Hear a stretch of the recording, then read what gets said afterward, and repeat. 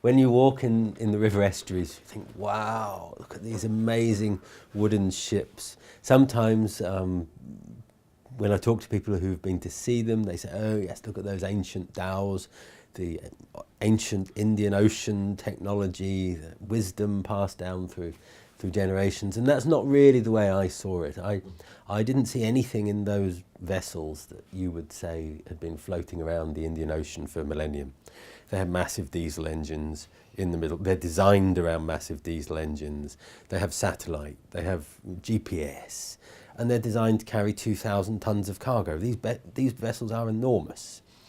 And there's nothing, you know, it's still quite quaint, but this is a business. It's a serious business that's about transporting cargo. And I think the technology, although it's wood, I think the technology has changed really significantly over the last few years. And it is true that the vessels are getting bigger and bigger and bigger. And when you see them in Dubai, because in Kutch they generally don't have much cargo, so they're sitting high in the water. So you see the planks and the painting down the side and the anti-foul they put under the holes. But when you see them in Dubai and they're leaving for Somalia and they're laden down and they've put 10 cars along the top row to take from Dubai to Somalia, they look really quite impressive. Wooden vessels carrying all these cars and vans and dentist equipment and all of that sort of stuff that people in Somalia want and is available in Dubai.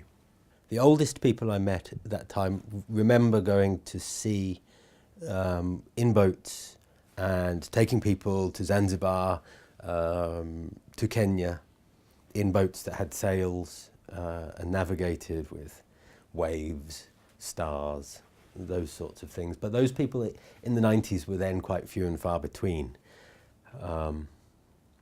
And I vividly recall meeting somebody who had been a crew on one of those vessels when they had been taken by the Japanese, by the submarines in the Indian Ocean at that time, and taken to a prisoner of war camp in Singapore, I think it was.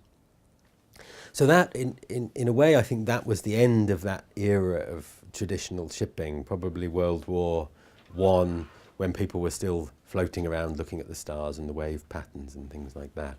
It plays a really important part in the narrative stories of the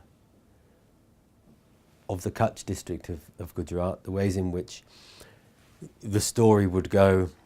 There was an earthquake in 1819, the farming land dried up. We were successful farmers in the north of Kutch. Our land suddenly became infertile. We could, in order to save and protect ourselves, we moved to the coast. We started to trade, small first of all, but then gradually bigger and bigger.